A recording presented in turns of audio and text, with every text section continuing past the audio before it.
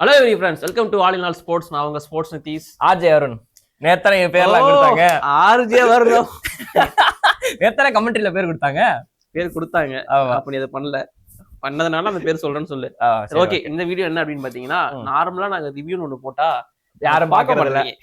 அதனால ஒரு மீம்ஸ் எல்லாம் தேடி கண்டுபிடிச்சி கொண்டு வந்து வச்சிருக்கோம். ஸோ அதெல்லாம் சும்மா பார்த்துட்டு எப்படி இருக்குங்கிறத எங்களோட ஒப்பீனியன் சொல்ல போறோம்.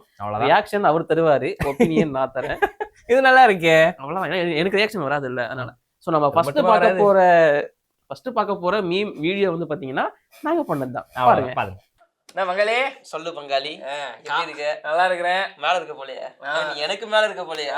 ஆமா கான்மே வந்ததுக்கு அப்புறம் எல்லாம் பண்ணிருவேன். நீங்க ஒன்னும் நடக்கிற மாதிரி தெரியல. இங்க மட்டும் என்ன வாழுது? பும்ரா வந்தா கிழிச்சிருவோம். நீங்க பும்ராவை தான் கிழிச்சாங்க. ஒன்னும் மாறின மாதிரி தெரியல எனக்கு.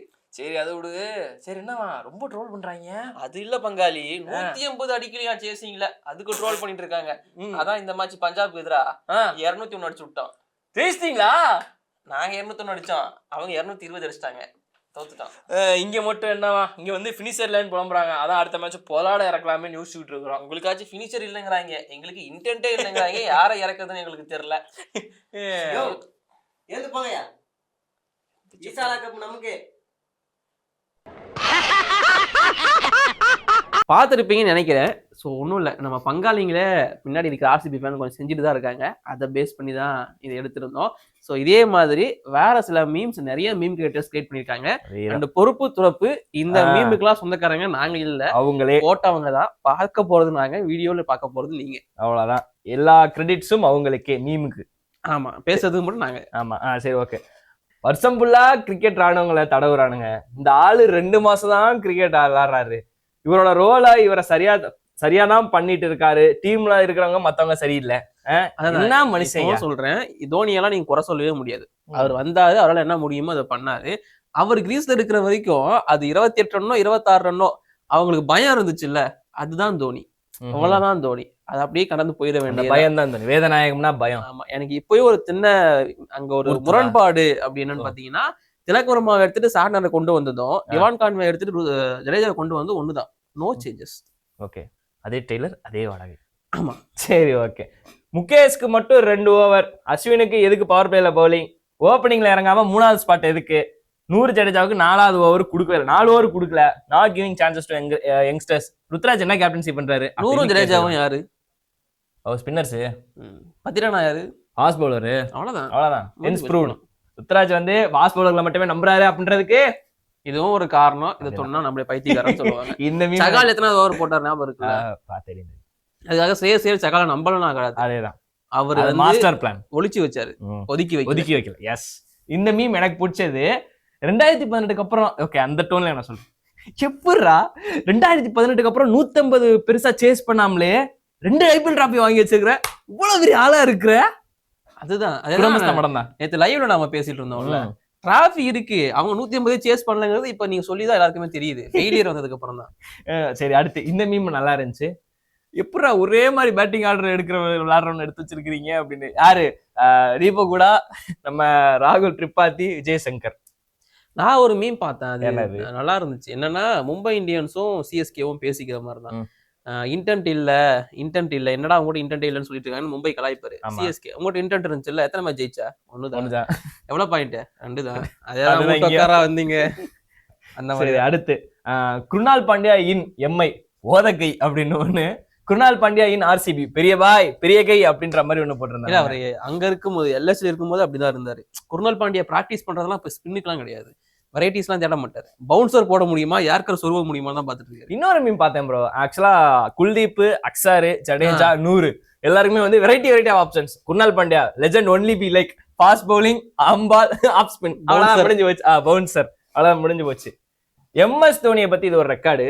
MS Dhoni 2025 IPL so far smashed more sixes than head Kohli, Shreyas, Ishan, Jitesh, Hardik, Samson, Gill, ராகுல், Ruturaj, Salt, Rinku, Stubbs, Miller, Pant etcetera. இவங்க எல்லாரையும் விட அதிக 6 அடிச்சது தலைவன் தான்.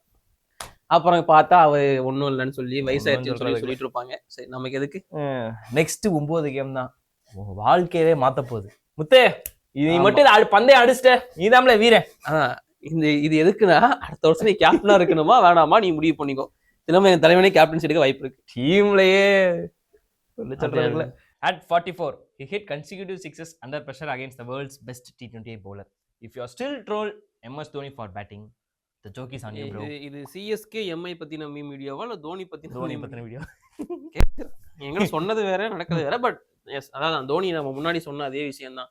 தோனி எதுவும் தப்பா பண்ற மாதிரி எனக்கு தெரியல. டீம்மேட்ஸ் மத்தவங்க எல்லாரும் சப்போர்ட் பண்ணாங்கன்னா இன்னும் பெட்டரா இருக்கும். அவ்வளவுதான். ஓகே. ஆக மொத்தம் அந்த ஒரே மாதிரி பேட்டிங் ஆடுற ஆர்சிபி டீம்ல விராட் கோலி ஒரு இன்னிங்ஸ் ஆடினாரு. அவர் இன்னிங்ஸ் மட்டும் இருந்துச்சுன்னா டீம் தோத்துருக்கும். அதுக்கப்புறம் வந்த பிளேயர்ஸ் முக்கியமா ரச்சத் பட்டிதர் அடிச்சதா இருக்கட்டும், கடைசியில் ஜித்தேஷ் சர்மா அடிச்சதா இருக்கட்டும், அதான் இம்பார்ட்டன்ட். அப்படி அடிக்க சிஎஸ்கேல ஆள் இல்லை அப்படின்னு தான் நான் சொல்றேன். எள்ளுவாய புகழையே அது ஒண்ணும் பிளேயர்ஸ் போக்கவே யாரும் அடிக்கலையே. சரி, ஓகே. ஸ்ரேயாஸ் ஐயருக்கு ஒரு அப்ரிசியேஷன் மீம். இந்த மீம் வேற லெவல் மீம். ஏன்னா ஸ்ரேயஸ் ஐயரோட கேப்டன்சி இது இப்படி யாரும் வர்ணிக்க முடியாது அப்படிங்கிற. ஏன்னா ஒரு no drama, no aggression, no mid air celebration.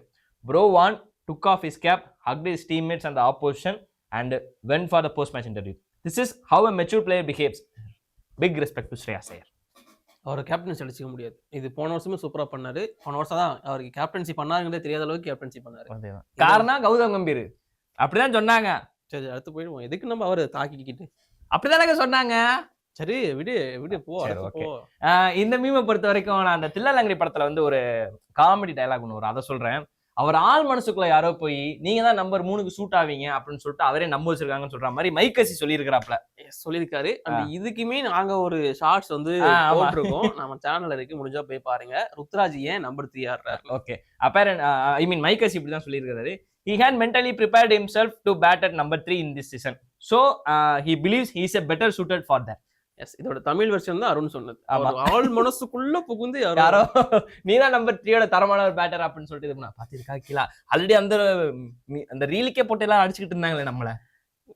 இதுக்கு எங்க கையில எதுவும் கிடையாது. அவர் ஓப்பனிங் இருக்குன்னா நல்லா ஆடலாம்னு சொல்றோம். அது அவர் ஒப்பீனியன் அதானா ஓகே, ஆடிட்டு போட்டோம். ஓகே, டோலிஸ் மீம்ஸ் ஃபார் பத்திரானா அப்படின்னு தான் சொல்லணும். முன்னாடி மன்மதனே பாட்டு போட்டு எப்படி தலைவனை முடிச்சாங்களோ அதே மாதிரிதான் இப்போ என் செல்லத்தை விட்டுருங்க, என் கிரஷே தான் அடிக்காதீங்க. பஞ்சாப் மட்டும் தான் அடிக்கிற மாதிரி எல்லாரும் தான் அடிக்கிறதுக்கு முக்கியமான ரீசன் தலைவன் கொடுக்குற 50 ரன் தான். அவ்வளவுதான். இது அடுத்து அகைன் தோனியை பத்தி தான் ப்ரோ இருக்கு. விண்டேஜ் லியோதாஸ் அந்த மாதிரி ஒரு தரமான ஒரு முடிச்சிருந்தா இன்னும் பயங்கரமான மீம்ஸ் எதிர்பார்த்திருக்கலாம். பட் அஸ்தாக்கூர் யூசி சகல் நேத்து மொத்தமா 3 கேட்ச் டிராப், 4வது கேட்சோட தான் தோனி எடுத்து அது செம்ம ஃபாஸ்டா வந்துச்சு. மனுஷ முடிச்சதுன்றாரு. சென்னை 28ல பிரேம்ஜி கேட்ச பிடிச்சிட்டு அவுட்டே அப்படின்னு சொல்லிட்டு கத்து வரல. ஒரு கமெண்ட்ரி வரும், அவர் பந்தை பிடிக்கவில்லை, பந்துதான் அவரை பிடித்தது. அதுதான் இது. அதே மீம் தான் இங்க. சிஎஸ்கேக்கு இந்த மாதிரி பந்து அதுவா வந்து சிக்கி இருந்துச்சுன்னா வின் பண்ணிருக்கலாம். சரி, ஓகே. ஃபீல்டிங் ரொம்ப கேவலம். மன வருத்தப்படாதீங்க. நான் இன்னொரு மீம் கூட பார்த்தேன்.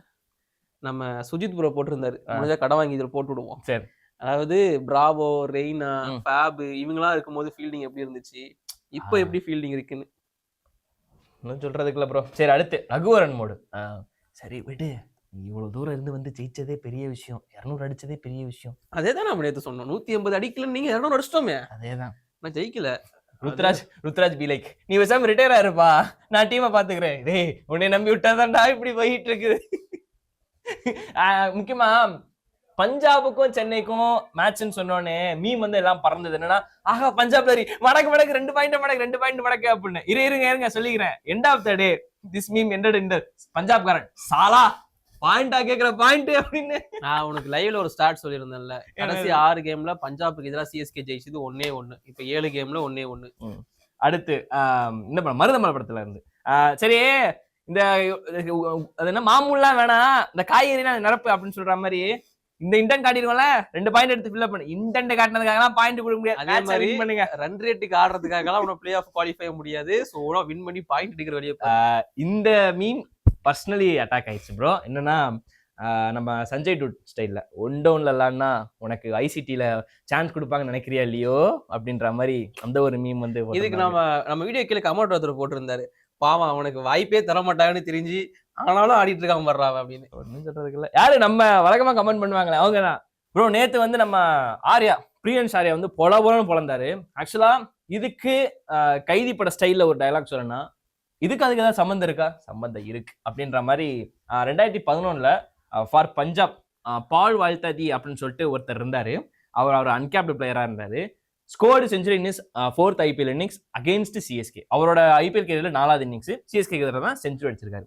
நேத்து நடந்த match for Punjab, Priyan Arya uncapped player scored century in 4th IPL season, 4th IPL match against CSK. இது வந்து ஒரு ட்ரிவியா.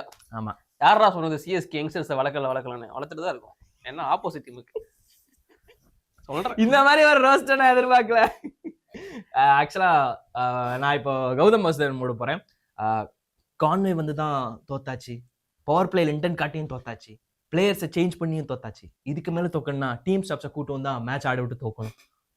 டீம் ஸ்டாப்ஸ் வந்தா ஜெயிச்சிருவாங்க. மைக்கேசி, ஸ்டீஃபன் பிளமிங் பயங்கரமான பிளேயர்ஸ். அப்படி சொல்றேன். சரி, ஓகே. மும்பை இந்தியன்ஸ் கூட பயங்கரமா இருக்கலாம். மலிங்கா, பொல்லார்லாம் இருக்காரு. இதுலயும் பெஞ்ச் ஸ்ட்ரென்த் இல்லாம இருக்குது கோபாலு. இல்ல வேணாம், போ அடுத்து போ. சரி, ஓகே. சிங்கம் மீம் டெம்ப்ளேட் யாரு? ரோஹித் சர்மாவும் நம்ம தோனியும் பேசுற மாதிரி தொழில விட்டுறா நினைக்கிறியா அப்படின்ற மாதிரி இப்ப இது பண்ணிட்டு, சரி ஓகேவா நேரா போவோம் பனிமலை கோயில் போய் சத்தியம் பண்ணிட்டு இதோட இந்த தொழில விடுறோம் அப்படின்ற மாதிரி வந்து நம்ம எம்எஸ் தோனியும் தொழில விட்டாங்கன்னா ஐபிஎல் விட்டுட்டு எல்லாரும் போக வேண்டியதான். ஏன்னா இப்ப நேற்று சிஎஸ்கே மேட்ச் தோத்தாங்கல்ல அகைன்ஸ்ட் பஞ்சாப் கிங்ஸ், அது ஹாட்ஸ்டாரோட வியூவர்ஷிப் அடிவாங்க இருக்கு.